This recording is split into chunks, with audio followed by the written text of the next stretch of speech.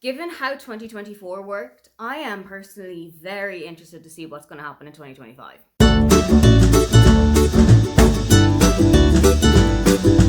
Hi, welcome, come on in. My name is Aoife and today I am doing one of my favorite videos to make across the entire year.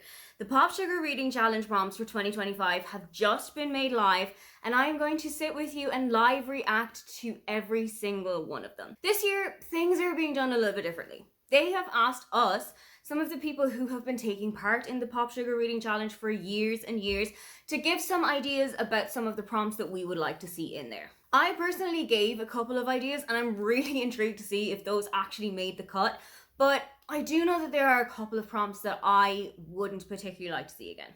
Last year felt very, very specific in terms of some of the prompts. There was reading a book about K-pop. There was reading a book about pirates. There was reading a horror book by a BIPOC author. And those are all well and fine, but those were really difficult for me to fill in. And a lot of people in the Facebook group also gave the same feedback, that they found the prompts a little bit too specific and a little bit too narrow. So hopefully this year things are going to be stretched out a little bit further. What I'm expecting for 2025 is there to be a lot of references to the number 5, to the number 25, to silver, because 25th anniversary is your silver anniversary. I'm expecting there to be some references to snakes, as it is the Chinese year of the snake. I haven't looked at a single prompt of these. I have just scrolled down to where the list starts, but I cannot wait any further. Let's take a look at the list. Prompt 1. A book about a person of color experiencing joy and not trauma. I think that is incredibly important. Quite a lot of the stories told about people of color are them experiencing trauma, experiencing grief, experiencing bereavement. I think it's time to start telling a couple of more happy stories. I've definitely got a couple of those in my head.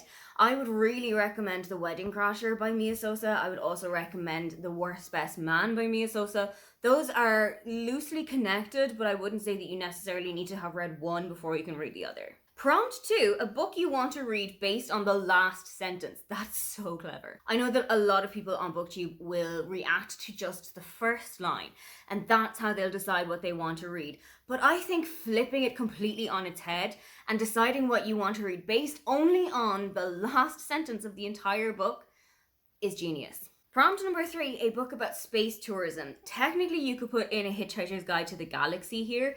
That is such an interesting prompt because a book set in space was on the list for 2024, and this is just stretching it out a little bit further. Prompt number 4, a book with 2 or more books on the cover or book in the title. That's so genius. I think it's kind of meta to have a book prompt in the reading challenge itself. I would definitely recommend Book Lovers by Emily Henry. I would also recommend Beach Reads by Emily Henry, which also has got 2 books on the cover. There are so many books that are written about authors or about the publishing world, and they have got book in the title or they have got 2 books or more on the cover. Prompt number 5, a book with a snake on the cover or in the title. One of the boxes that I was expecting to take off has already been ticked off. I was really expecting that there was going to be something about snakes for 2025. This one is going to be particularly suited to people who read a lot of high fantasy and who read a lot of heavy fantasy. As for the contemporary readers, it might be a little bit more difficult to fill out, but I would recommend A Witch's Guide to Fake Dating a Demon by Sarah Hawley, which has got a snake right up in the corner of the cover. Prompt number 6 is a book that fulfills your favorite prompt from the 2015 PopSugar Reading Challenge. This was one that they used to run quite a lot. Consecutively, every single year, there was a book that fulfills your favorite prompt from a past PopSugar Reading Challenge. And I think because they've got such a big anniversary this year, that they're going way, way back to the start, and now you have to go 10 years back in your own timeline and take a look at all of the prompts from 15 and pick one for yourself. Prompt number 7 is a book about a cult, and I know a couple of books that are about cults. I wouldn't say that it's necessarily my mastermind subject, but it is something that I have gone down various Wikipedia rabbit holes at 2 o'clock in the morning. I would definitely recommend After the Fire by Will Hill, which is a YA book. I think it's set in the UK. Cultish by Amanda Mantell is also really good, and I think it's also the basis of a podcast that she runs, and I think the podcast is also called Cultish. And they look into the kind of phenomenon of pop culture things and the things that we would really associate ourselves as being fans with, and if you are just a fan or if you are a cult member. Prompt 8 is a book under 250 pages. I really love this idea because I feel like novellas are definitely having their moment right now, especially when you're coming towards the end of the year. You can start to panic about how you haven't reached your goals. You've got a couple of boxes that you still need to tick off, and I think that novellas are such an easy way to do that. I've got a couple of novellas that I've really loved. I've got a couple of non-fiction books that are under 250 pages. But the book that, as of now, is going to fulfill that for me is A Christmas Carol by Charles Dickens. I read it on Christmas Eve every single year without fail, and I'm pretty sure that the copy I have at home is about 181 pages. Prompt 9, a book that features a character going through the menopause. I have actually just finished one recently. It was called My Favorite Mistake by Marion Keyes, and it is about a woman named Anna who is approaching her 50s and has been going on hormone replacement therapy for the last couple of years. But now her access to that has started to wane, and she is now going through the menopause.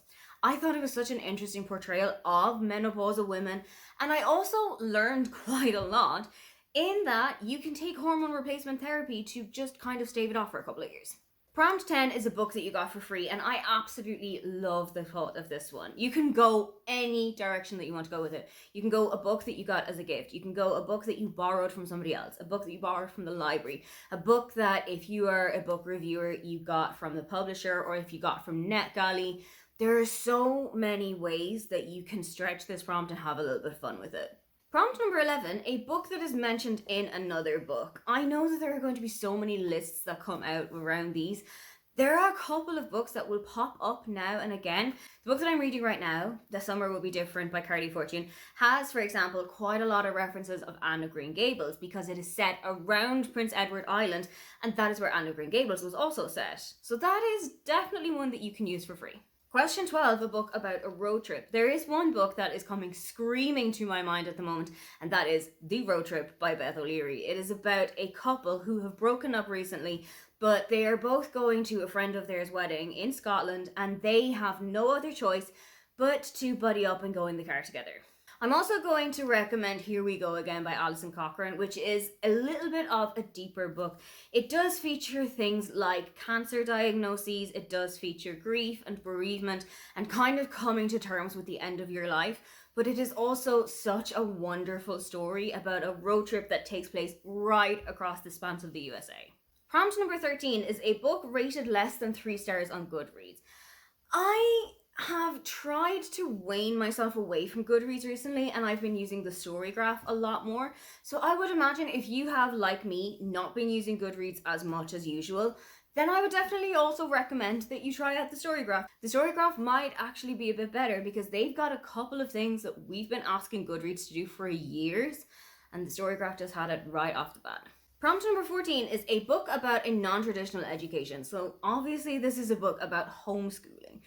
I don't particularly know any books that feature homeschooling in any way, but I'm definitely going to look it up. You could also kind of look into boarding schools if you wanted to stretch it in that direction. Prompt number 15, a book that an AI chatbot has recommended based on your favorite book. I am a little bit concerned about the rise of AI and how much we have kind of started to rely on it, but I think it might be a good way to find a book that's similar to something that you really enjoyed, or maybe a book that you've just finished and you really liked the vibe of it and you might want to go in a similar direction, or you might even want to go in a completely different direction. This is definitely one that you can have some fun with. Prompt number 16, a book set in or around a body of water. This is definitely one to read during the summer because there's so many books out there set at the beach, set at a lake, set around the ocean, set in or on the ocean.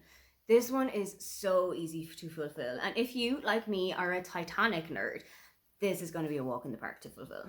Prompt number 17, a book about a running club. I am in no way involved in a run club anywhere in my locality, but I think that that is a really interesting one because it will probably make me feel like I should be part of it. It will make me feel like I am spending way too much time on my couch. I should be getting out there, putting my runners on and go out and have like a 5k run or a 10k run. I'm interested in what impact that one's going to have on me. Prompt number 18, a book containing magical creatures that aren't dragons. You can go so many directions with this. You can go with witches, you can go with wizards, you can go with fairies, elves, gnomes, goblins. Again, I think that this book prompt is going to be fulfilled easier by people who read fantasy than by people who, like me, read a lot of contemporary books. But the rise of cozy fantasy romances has really taken off in the last couple of months, particularly around Halloween, so in or around October. I think you'll definitely find people are recommending a lot for that one in the group. This is a good one. Prompt number 19, a highly anticipated read of 2025. At the beginning of the year, I think everybody takes a look at what's going to be coming out and really putting their thoughts together on a book that you cannot wait to pick up, or a book that you've been hearing people talking about and now you're super intrigued by it as well and you really need to pick it up. I have about 1 billion books that I could fit into this prompt myself, and I am pretty sure you do as well. Prompt number 20, a book that fulfills a 2024 prompt you would like to do over or try out. This one is probably going to be a try out one for me because there are a couple of prompts that as of now, I know I'm not going to fulfill them. But there were also a couple of prompts in there that I really enjoyed doing. I really loved reading an LGBT romance. I really liked reading the Second Chance romance. I really loved the autobiography by a woman of rock and roll that I read this year. So there's probably a couple that I'm going to have a look at, but I've got a couple in mind already. Prompt number 21, a book where the main character is a politician. This could be fiction, this could be non-fiction. I think non-fiction will probably be a little bit easier to fulfill, especially if you want to read Barack Obama's autobiography, for example. I've read Michelle Obama's biography, and I'm pretty sure that Barack Obama is going to be right up on the same level. But you could also go with a fictional book. You could go with Red, White, and Royal Blue, which is not necessarily the main character, but one of the main character's parents is President of the USA. You could go with Yes, No, Maybe So by Becky Albertalli and Aisha Saeed, where both of the characters are campaigning in local or national elections and are campaigning with people who are completely different opposite spectrums of political divide. Prompt number 22 is again one that you could go with fiction or non-fiction. Either way, it is a book about soccer, and I have got a really good recommendation for you for a fictional book, and that is Cleat by Meryl Wisner. This is a sapphic romance about two girls who are on the same soccer team, and they end up fighting for the same position on the soccer pitch, but they also have a really great romance off the soccer pitch. But you could also go with the autobiography of one of your favorite soccer players. You could go with the autobiography of one of your favorite soccer coaches. You could go any direction with this that you choose to. Prompt 23 is definitely one that I'm going to have to look up personally. It is a book that is considered healing fiction. I have no idea what I would classify as healing fiction. Would it be something about somebody who is getting their heart mended after a breakup? Would it be about somebody who is trying for a second child after a stillbirth or after a miscarriage of their first one? There are a couple of lines that I am thinking it could possibly be, but I'm pretty sure this is also open to your interpretation too. Prompt 24, a book with a happily single woman protagonist. I love this. This is such an interesting prompt, and I know that there are so many women out there in the world who are happily single and who keep getting asked the same questions. When are you going to settle down? When are you going to get married? When are you going to find a partner? And I am so interested and so happy to read a book that just celebrates the women who say no to all of those things. I don't know if that's also going to mean that she has to remain single for the entire book and that she has to also still be single by the end of it. I don't know. What do you think?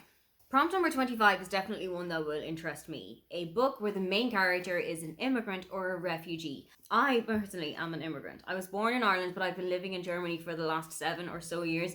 So the immigrant experience is definitely one that is of interest to me, and it's a book that I enjoy reading. A book about immigration that I would definitely recommend is Dominicana by Angie Cruz, which is about a young 15-year-old girl from the Dominican Republic who is kind of brought to the USA by a much older man who takes her as his wife. And it goes through the entire scope of differences that she has now compared to the life that she would have back in the Dominican Republic and the life that she is living in New York. For something a little bit more upbeat, I would recommend the I Heart series by Lindsay Kelk, which is about a young woman who moves from London to New York and all of the exploits and all of the excitement that she gets up to when she moves her home. Number 26 is a book where an adult character changes career. That's a really good one. I know a lot of people in my own personal life who have completely changed their careers in the last 5 or so years, particularly due to the pandemic. It's when people really sat down and thought about the decisions that they had made when they were about 18, 19 years old, and if that still stands with the person that they are now. So I am so intrigued to read a book about somebody who has taken that leap of faith and who has taken that really big step and who has completely upheaved their life and maybe given themselves a much more enjoyable life out of it. Prompt number 27 is a book set at a luxury resort. The only thing that is coming to my mind now is The White Lotus. I don't think that that's going to work because that's a TV show. However, I do have a book that is set around honeymoon, and that is The Unhoneymooners by Christina Lauren. I would also recommend The Paradise Robin by the same authors. It is also set in a really fancy resort. The Unhoneymooners is set in Hawaii, and The Paradise Robin is set on Indonesia. I would also recommend The Holiday Honeymoon Swap by Julia McKay. This is set more so around Christmas, but it does also take place on Maui. Prompt number 28, a book that features an unlikely friendship. That's such an interesting one. It's almost like The Fox and the Hound, but make it a book. Even if you found a book retelling of The Fox and the Hound, the Disney classic, you could probably slot that one in here too. But there's definitely books out there about people who you would never have expected to become friends. Like when you're watching Legally Blonde and then Elle and Vivian end up to be best of friends by the end of the book.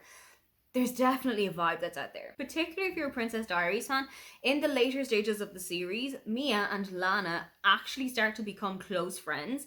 And that's definitely not something that you would ever see coming when you've read the first one. Prompt number 29 is a book about a food truck. That is going to be niche. I don't think I know any books about food trucks. I know books about food. I know books about restaurants. I know books about cafes. I don't think I know anything that's about a food truck specifically. I'm trying to think if Tweet Cute by Emma Lord had anything about a food truck in it. I know that it was about two families in a kind of Romeo and Juliet style telling, where both of the teenagers were in school together and had been messaging back and forth on an app where they didn't know it was the other, but their families were also kind of headhunting in this big war about grilled cheese sandwiches. Prompt number 30, a book that reminds you of your childhood. I have got those coming out of my ears. I've got Matilda by Roald Dahl, which is the first book that I ever read cover to cover by myself. I've got The BFG, also by Roald Dahl, which is a book that I vividly remember reading with my dad when I was younger. I have got the Princess Diaries series. I have got the Confessions of George Nicholson series. There's so many books that you could fit in here, just going back to your own childhood and thinking about what would have been on the shelves back then. Prompt number 31, a book where music plays an integral part of the storyline. I am going to recommend here specifically 1,000 Perfect Notes by C.G. Drews. This is about a young boy who is really good at playing the piano. He's not quite at maestro level yet, but he's phenomenal at it.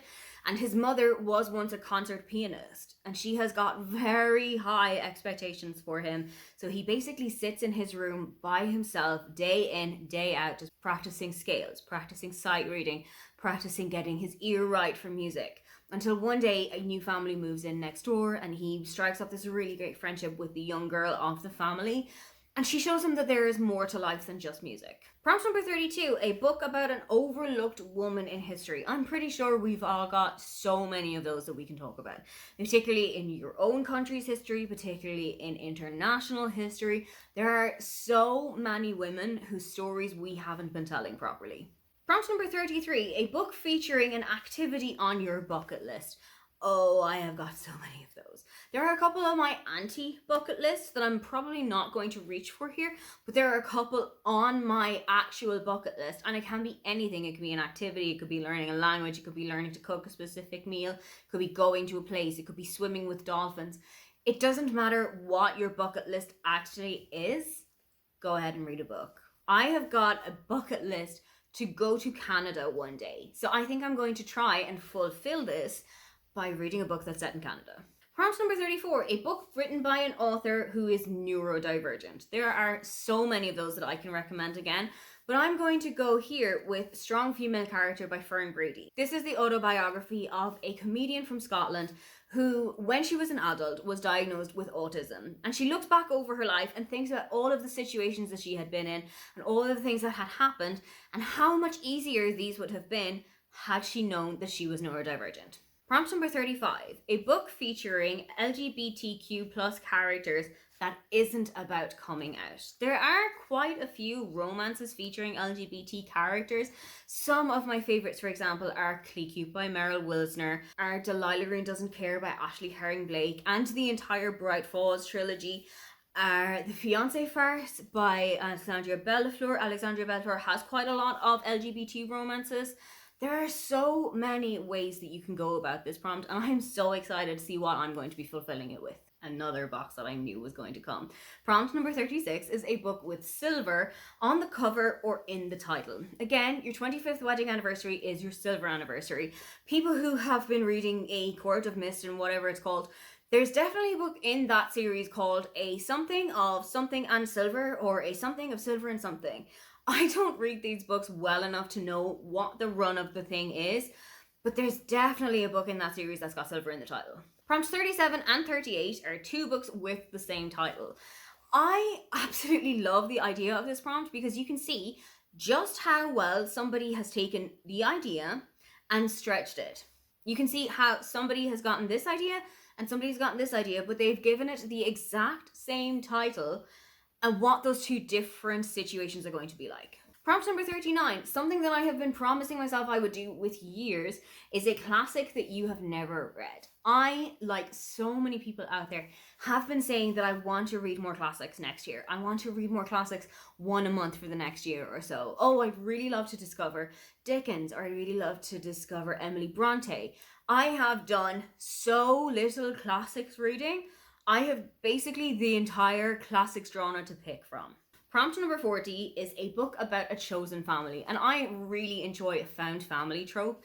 There are so many books out there that have just got that warm and cozy feeling of these are the people that I have chosen to spend my days with, whether that is because my family are far away, or whether that is because of the situation that we're in right now, or whether it's because I don't actually speak to my own blood family anymore.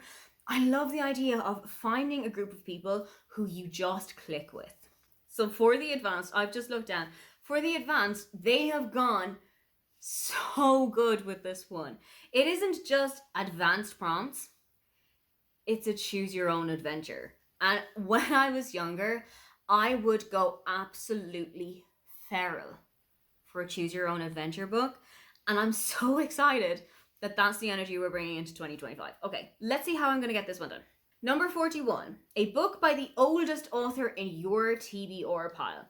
It's also got easy, medium, and hard at the sides, and this one has got a green easy sticker. So this is a way that you can look at the classics one again. You can have a look at who are the eldest people on your TBR, even if they are dead and they've been dead for years. That will still kind of count. There are a couple of people I know on my TBR who have been dead for over 200 years. That's how that's going to fill in. A medium one for number 42 is a book with a left-handed character. I don't know if this needs to necessarily be a fiction book, but if you're going to go with a non-fiction, Barack Obama is left-handed. I know that for a certainty. Another medium one, prompt number 43, a book where nature is the antagonist. That's interesting. So you could go with a book about a hurricane, you go with a book about an earthquake, a tsunami, forest fire, a ship sinking, pandemic. There are so many ways that you can go about that one. I think I'm going to try, and like I said previously for another prompt, I might try and see if I can fit that in with the Titanic one. Okay, going for a hard one. Number 44, a book that features a married couple who don't live together. That's so interesting. I know that there's a couple of reasons that married couples don't live together at the moment. It might be because one of the spouses is deployed, is part of the military. It might be because of work reasons. It might be because of immigration reasons. There are so many ways that you can make this prompt work, and I'm really interested to see what are the books that PopSugar is going to recommend to us, because that isn't a genre that I know a whole lot about. Number 45 is another easy one, a book with a title that starts with the letter Y, the 25th letter of the alphabet. I am instantly going to recommend to you Yellowface by R.F. Kuang. It's one of the best books that I think I've read in such a long time.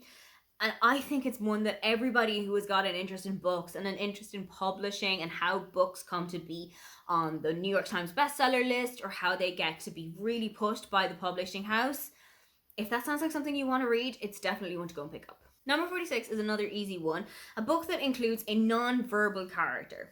Now, I know a couple of books that have got characters who are selectively mute, such as Goodbye Perfect by Sarah Bernard. I think it's Goodbye Perfect, where one of the characters is selectively mute and one of the characters is deaf. So there's the situation, how are they going to talk with one another? How are they going to interact or communicate? But they still have this wonderful relationship. Prompt number 47 is another easy one, a book that you have always avoided reading.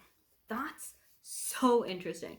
Like so many people, many of the books that are on this shelf are the kind of books that I will bring home because I'm so intrigued by them, because the characters seem really interesting. The setting is something that's speaking to me, and then I just don't read them. I will have them languishing on my shelves for years, for decades, for centuries. And I feel like that's going to be the prompt that's going to make us look inward and say, what is the reason that you brought this home in the first place? Why did you pick it up from the library? Why did you borrow it from your friend? This is the time to read it. This one has got a heart sticker beside it, and I think I know why. Prompt number 48 is a dystopian book with a happy ending. I don't know about you, but a lot of dystopian stuff that I have read doesn't particularly have a quite happy ending. The Hunger Games definitely doesn't have a very happy ending. The Handmaid's Tale definitely doesn't have a very happy ending. 1984 definitely doesn't have a very happy ending. So that's definitely one that I'm going to need to comb through the internet and try and find anything that's going to fit in here. Prompt number 49, another hard one, a book that features a character with chronic pain. Unfortunately, that's not very hard for me because I have got the perfect recommendation. Get a Life, Chloe Brown by Talia Hibbert is about Chloe Brown, and she suffers from fibromyalgia. So this is definitely a chronic condition that will fulfill this prompt easily. Final prompt, a medium one, is 50, a book of interconnected short stories. I love a short story collection, particularly once again when you get to this time of year and you're trying to get in as much reading as you can, but you might have family things to do, you might have work picking back up again, you might have some things that you need to go out and do in the evenings, there are Christmas parties, there are gatherings with friends or family or loved ones. When you're trying to fit in a couple of things to do, but you also want to read at the same time, I feel like a shorter book or a short story collection is definitely the way to go. I took a look back over the little blurb that they had at the start of the prompts, and they said that this year's list is all about transformation. And that is definitely a word that I would go that has got to do with this one. It's such an interesting set of lists, and they said that they took kind of inspiration from us and from the prompts that we had given, and also came up with some zeitgeisty ones as well, which you can see because they have got nods to the FIFA World Cup in 2025, they have got nods to the 25th wedding anniversary, they've got nods to the 25th letter of the alphabet. I'm so ready to get off this chair and to start planning out what it is I'm going to read for 2025. So do tell me, what is one prompt that you are super excited to read about in 2025, and what is the book that you think you're going to fit in there? If you'd love to leave me a comment but you can't think of anything you'd like to say, then just leave me the green tick emoji, because this year we are going to get the PopSugar Reading Challenge finished. Don't forget to like and subscribe because I have new videos up every week. Now, get on out of here.